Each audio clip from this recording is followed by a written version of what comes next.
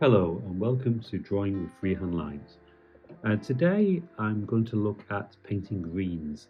This is something a lot of people ask me, uh, probably the most actually, how I achieve my greens in my paintings.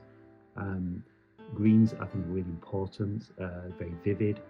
I'm an architectural illustrator, but ultimately it's the landscape and the green surrounds that really sell and make something beautiful.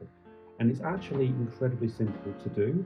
I'm going to take you through some of the kind of key tips that you might want to consider in your work. You can watch my other videos to see how those tips are used in reality, and how you can create great watercolor. But just so you have the background knowledge to understand it, I'm going to show you what I use. So this is kind of my setup. I tend to actually sit in a comfortable chair and watercolor, and can actually listen to music or watch television while I do it. But today I'm going to put this on the table so you can kind of see what I need. I've got a palette. The palette has various mixing trays in, which is quite useful. I tend to keep one which is red, one which is yellow, and one that's green. They're the principal colours. As I said, I'm an architectural illustrator, and you tend to find red brick, you tend to find stone and buff brick, and you tend to find green as the main things. And around that, I've got other colours, such as lilacs for planting, and blues particularly. I use a lot of that for skies. So that's kind of that palette. On the side here, I have my darks. Um, so this is a grey, and we also have browns in there. So using a grey, bluey grey, and a brown, or you can just use blue and a brown. By mixing them together, you'll get black. Black is then the base for darkening the colouring for shadows. So these colours over here are darkened by those colours. And if you add more brown than blue, you'll end with a warmer black. And if you add more blue, you'll end with a cooler black. So for example, on stonework, you might want to use a warmer dark, but on windows, you might want to use a cooler dark, so with more blue. So that's kind of it. So I've got some of those main colours here. For the actual painting of the plants, the trees, we're going to look at kind of principally three colours, and that is the first one is this one. It's olive green. Um, this just happens to be Cass Art. It's a professional watercolour, and there's various ones that are different from different manufacturers. So feel free to use those. I prefer these larger tubes, quite principally because they're more better value, but they also don't dry out as much. They've got a tighter and more controllable lid. The other ones tend to have very small lids. You don't put it on properly, it dries out, and you've wasted quite a bit of cash there. So this is really useful. So olive green is usually my base. I've then got a kind of sap green. Now, you can use dark greens as well. They're quite good. Some greens have a lot of blue in them, which are not as good, I don't think, for plants, which tend to want to be on the warmer side. And then I'll use a raw umber, a darker brown. There are other browns, there are warmer browns too. You can mix them in as well. I think explore as you wish. But I'm going to start with these colours. So the first thing we need to obviously do is draw some plants. So I mean, I'm going to draw a kind of tree, I guess, and I'm then going to draw some kind of simple tree, maybe some landscape, and I'm going to then draw a bush, etc. And then maybe in the foreground we'll end up with some kind of grasses or something like that, and we'll have a look at that as well. So once I've drawn that, I tend to draw pencil first, and then I'm drawing pen. The selection of my pens. Pens are pigment ink, which is permanent. As soon as you use it, it dries, and as soon as it's dried, you can then watercolor over top. Some people just like to watercolor on pencil. Some people just like to watercolor or just natural, or which is really great.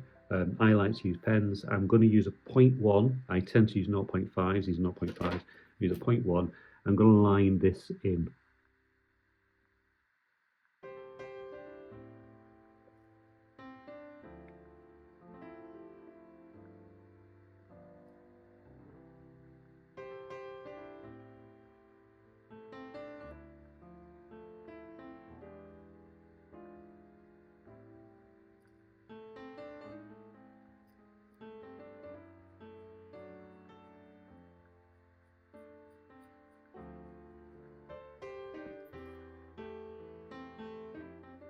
Just do a bit more over here.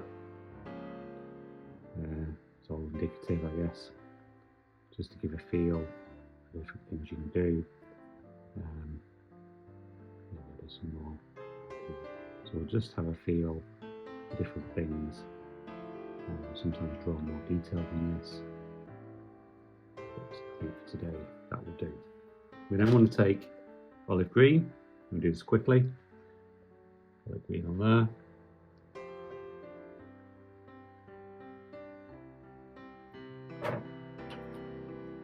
Take a good sized brush, bigger's better I think, and I start to mix. So all my greens are in this palette. I've actually got a bit of yellow in there as well, because I kind of want, you can go a bit punk rock on your colour mixing, and I'll tend to use this quite dense, that's why I use tubes. And now I will just bring on the greens.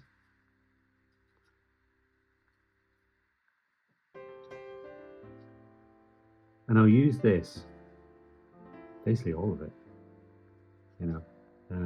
Don't need to be shy about putting the paint on. Make sure, you know, you don't put it completely uniform. I mean, it's kind of nice to have density of things, you know, trees have density of colour in different places. And I'll use that throughout the whole thing, like that. Now I'm going to leave that to dry for a minute, because the way we do this is we use layers. So we move from the lighter to the darker, and in doing that we build up kind of a picture and a painting, and those depths, and we can just add more as we see fit. That way you won't make any big mistakes. People tend to think, oh, I'm going to make a mistake, I'm worried about this, I don't, and they won't do something because they're worried to make a mistake. You're not going to make mistakes if you follow the way I do it. It will work out. So, you know, and another thing I think you can do with this when it's quite a bit dry is you can actually start to create some nice edges. So here I'm using just a dry brush and making sure it's kind of quite blade-like, and I can create by just dotting on some fantastic kind of little branches, etc. Like that. There are other tools, and I'll use these a bit more later, but there are these splay brushes, which is great, and these allow you to do that in a really nice way. So we'll just let that dry for a minute, and then we'll start with a second coat. Now it's time to add more density. It's kind of semi-dried, so I think it's a good time to make it a bit darker. So now what we'll do is we'll take some of the brown, and I might just, for the ease of this, I might just put this on the palette itself. So just put a little bit of brown in there, and I will mix that brown with this green. Now straight away you'll notice it gets darker. That's what we want. So then we'll start to put some of this on.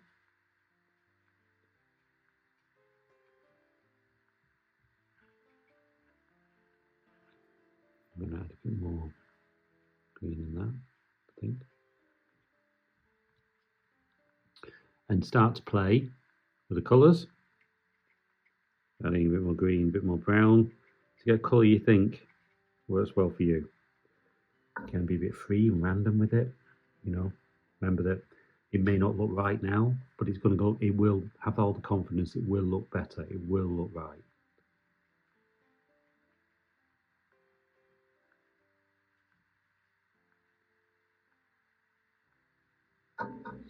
I'm now also going to start to think about the blacks. So I'm going to move the black flat, and I'll put a little bit of black in this corner as well. It tends to move between the different palettes quite often, but I'll put, for the purposes of this demonstration, I'll put this palette on. So this is darker still, and as we start to bring this in, you can start to see that's heading more dark.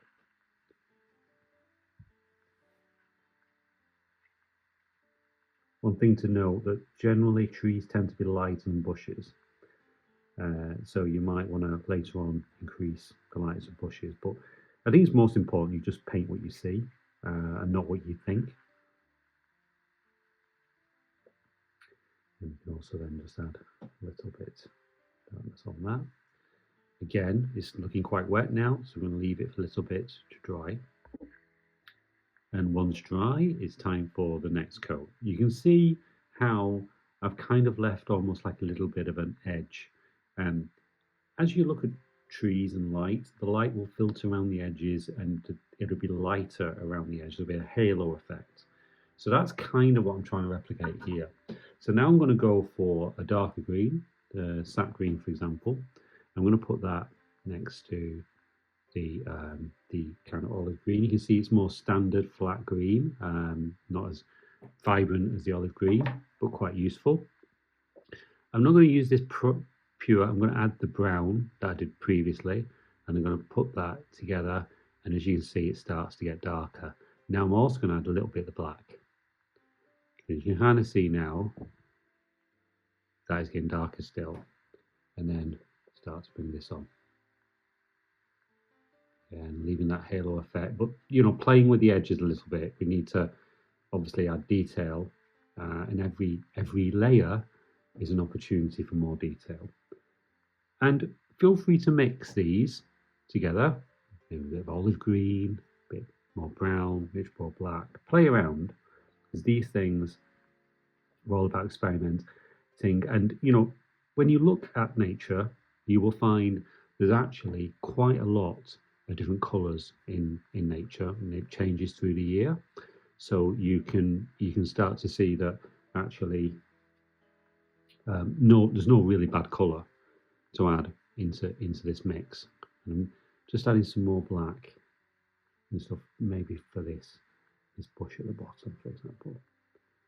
I think you could even go 100% black on this actually. And you see doing that bladed technique with the brush. This is a sable brush. This is quite an expensive brush. It's Winsor Newton Professional.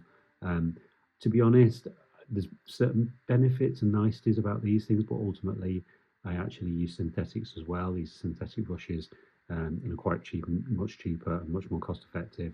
And I kind of find they're quite springy. They work quite well. So don't feel you need to spend a lot of money on brushes. You really don't. And then that's done, and I think now I'll add a little bit more down to here in the grass. What I like to do is not have any white gaps in the watercolour itself, while it becomes a focused element. Usually I'll put a sky on here, but I've not done that today because it's really about greens. Let's try and get some of that in there. Again, we now leave it to dry a little bit. And now we can start with more colours. And I think moving from light to dark and experimenting with just a limited palettes of greens is kind of the way you do it. So we're not just putting actual blacks on to actually get really into those depths. I mean, some people prefer much lighter watercolours. That's great. I tend to just try and get a good range of lights and darks if I can. So I think play and see what's right for you. Now, of course, you know, it's not always summer, it's not always spring. You can add different colours. I mean, red's quite a challenging one, but you can actually add these. You see, I'm just adding that to the wet watercolour, and it's going to just bleed out there. Red is kind of like a brown, so it will kind of also turn to brown, as you see, when it mix it with the green. So you might have some interesting little details like that. You can also add a kind of yellow. This one would be kind of yellow ochre. I kind of use a lot of that, stonework, etc., but a bit lighter and rawer it can be used to create a bit more kind of leafy kind of things there. So I'll also use these brushes now. We talked about these earlier, showed them earlier. Really useful, really great brush. I mean, I found this by accident once. I'm just in a bush shop, thought, what's that? I bought it and I use it every day now. So you can sort of see, I tend to try and keep this drier. See, if it gets too wet, it kind of doesn't work, but it kind of gives a pattern like that that you can kind of use. You probably want a couple of these. This one's a big one. It's probably a bit too big for most jobs, but you can sort of see I can start to create kind of wild grasses with this. It's also good for fading out around the edges and giving delicate edge to whatever you're painting.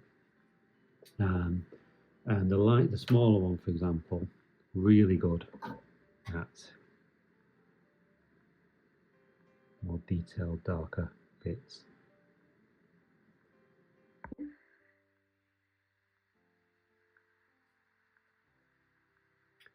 And like so. You can also use these to create that kind of nice edge.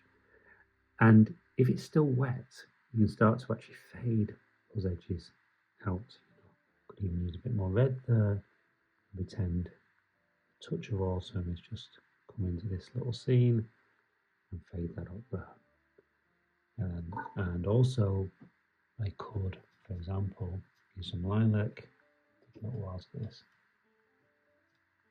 These colours are all from tubes, but obviously they dry out, and that's fine too, because you can still use it just like the pans you buy. Oh, I'll just clean that palette. Sometimes it gets a bit too muddy. Oh, another thing you can do with these as well is actually use it while it's still wet to actually give a little bit of depth. You see how kitchen roll can be really effective at lightening elements. You know, play with your watercolors. Don't fear the watercolor. The biggest problem is people fear it, then they're going to ruin a really nice drawing. But you don't. You know, there's always ways of saving it. You can actually rub out bits of the watercolor by just adding kitchen roll. So we could add little bits of lilac on that, some like lilac flowers, and maybe a bit of yellow as well.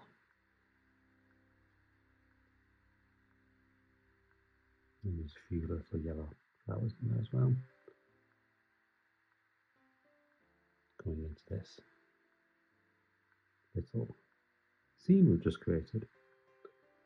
So as you can see, really simple, very easy to do, a lot of fun playing with greens and creating nature, little nooks, etc., painting little nooks and countryside, etc. You can really have fun with just a few colours and a little bit of and two really simple brushes, really, the splayed brush and the round brush, and lucky, you know, potentially not fearing experimentation with watercolour. And I think that gives a relatively good idea of what you can do when you paint with greens.